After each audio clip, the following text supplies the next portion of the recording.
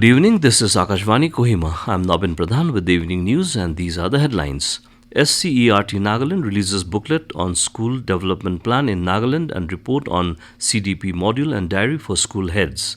Nagaland State Commission for Women inspects facilities available for women in various health centers and institutions in Longleng. Nagaland Minister Kaito Aye calls upon citizens of Zunheboto to focus on agriculture, and 5 members of a family charred to death and 50 families rendered homeless in a fire break at Naharbari Dimapur. Now the news in detail. State Council for Educational Research and Training SCERT Nagaland today released a booklet on the study of the school development plan in Nagaland and report on the pilot project on continuous professional development CDP module and diary for school heads. A video documentary entitled An Extra Mile was also released on the occasion. Addressing the program, Director of SCERT, Kevira Leo Kerho said the National Education Policy NEP 2020 advocates for lifelong learning and research to combat obsoleteness in knowledge, skills and experience.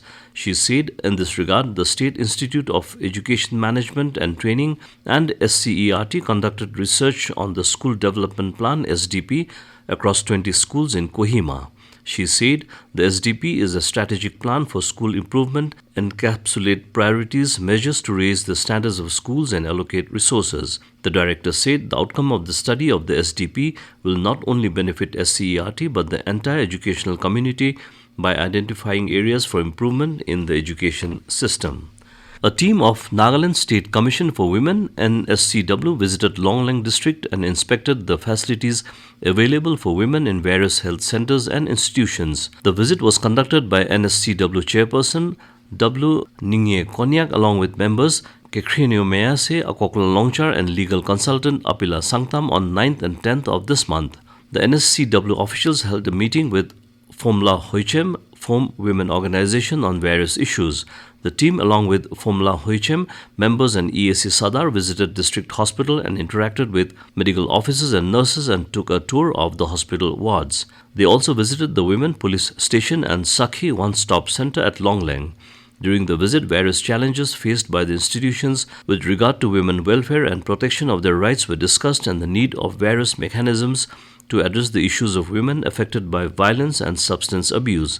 Meanwhile, NSCW chairperson Konyak emphasized the need to create more awareness on various issues such as cybercrime, domestic violence, and providing a safe medium for afflicted women. She also encouraged Phomla Hoichem to continue to play an active role in collaboration with the district administration, police, and other line departments to promote and protect women welfare and empowerment.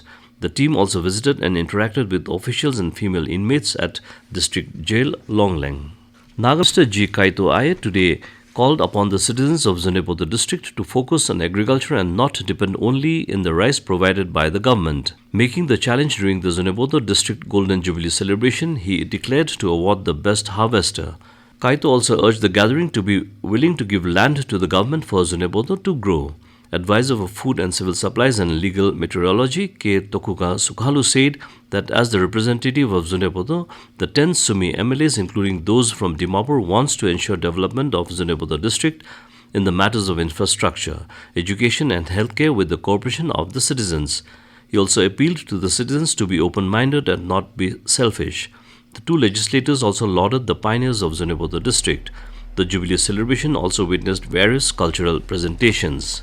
5 members of a family, including 3 children, were charred to death when a fire broke out at Naharbari area in Dimapur yesterday around 10:45 p.m. An official from the fire station informed that the cause of the fire is suspected to have been ignited from firecrackers or diyas lighted on the occasion of Diwali. However, it is yet to be confirmed as investigation is going on, he added. The official said the deceased are from the non-Naga community and added that the bodies have been handed over to the police for further investigation.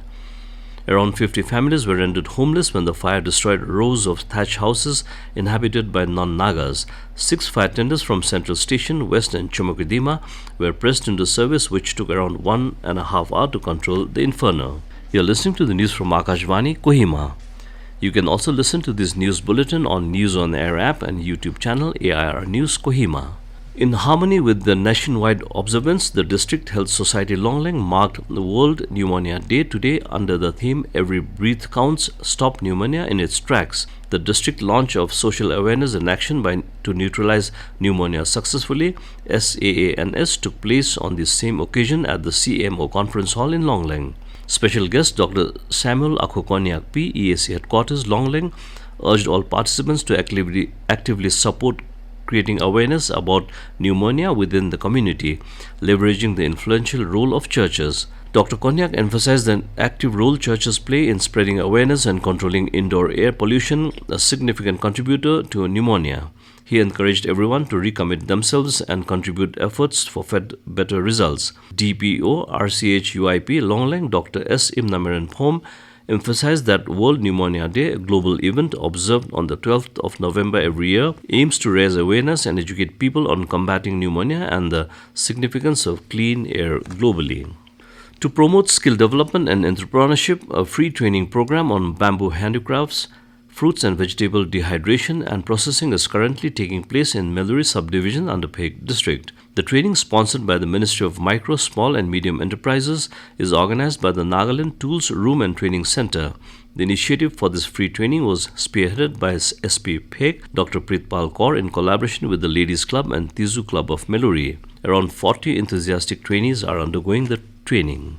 Deputy Commissioner Kohima Kumar Ramnikant has lifted the ban imposed on slaughter of pigs, import and export of live pigs, piglets and transportation of pigs and pork in the infected zones and surveillance zones at Secher Zubza with immediate effect. The ban has been lifted in view of the lapse of 2 months and having followed the protocol of National Action Plan for Control, Containment and Eradication of African Swine Fever laid down by the Government of India and with no further report of new outbreak. He, however, said the public should strictly follow hygienic and biosecurity measures and remain vigilant and report to the concerned authority in case of any unusual sickness or death. Governor of Nagaland, Laganesan, has extended warm Auna greetings to the Sumi brothers and sisters. The governor said Auna, which is the traditional post-harvest festival of the Sumi Nagas, signifies the celebration of the season's harvest in thanksgiving while invoking the spirit for good harvest, fortune in the new year. He said it is a festival of joy for the completion of a successful harvest season and sharing of feast. The governor believed that this festival's spirit of oneness and bonding would restore our faith and lead us towards peace and prosperity. And to end the news, a reminder of the headlines.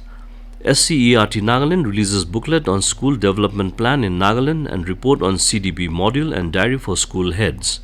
Nagaland State Commission for Women inspects facilities available for women in various health centers and institutions in Longleng. Nagaland Minister Kaito Aye calls upon citizens of Zunheboto to focus on agriculture, and 5 members of a family charred to death and 50 families rendered homeless in a fire break at Naharbari Dimapur. And that's all the news we have for you this evening. Good night.